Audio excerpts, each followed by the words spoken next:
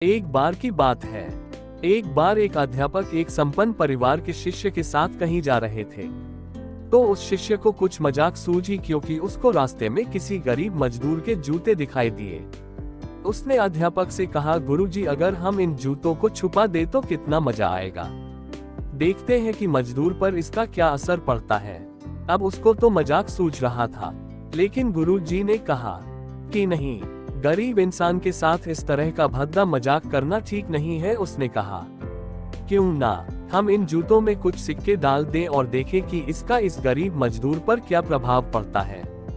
उन्होंने ऐसा ही किया। जैसे ही मजदूर अपना काम करके लौटा और उसने एक पांव अपने जूते में डाला तो उसको कुछ कठोर सा महसूस हुआ। उसने अंदर हाथ डाला तो उसको कुछ सिक्के दिखाई दिए। वह थोड़ा आश्चर्य में पड़ गया। आसपास किसी को देखा तो कोई भी दिखाई नहीं दिया। वापस उसने दूसरा पैर अपने जूते में डाला और वापस उसको उसमें कुछ सिक्के दिखाई दिए।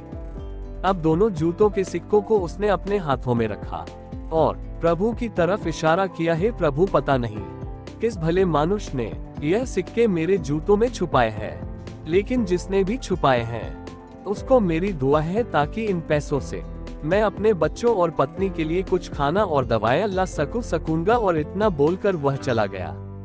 इस बात को शिष्य और अध्यापक दोनों सुन रहे थे। अब अध्यापक ने शिष्य से पूछा कि अब तुम मुझे बताओ कि तुम्हें कैसा महसूस हुआ, तुम्हारी पहले वाली मजाक या मेरा यह तरीका।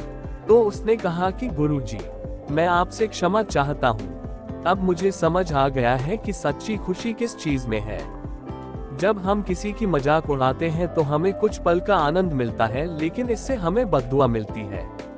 लेकिन अगर हम किसी की मुश्किल परिस्थिति में मदद करते हैं और जिसकी भी हम मदद करते हैं उसको भी नहीं पता कि हमने उसकी मदद की है, लेकिन अंदर ही अंदर हमें पता है कि हमने उस इंसान की मदद की है।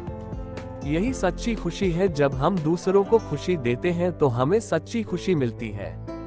इसी तरह खुशियां बांटते रहिए, लोगों की मदद करते रहिए।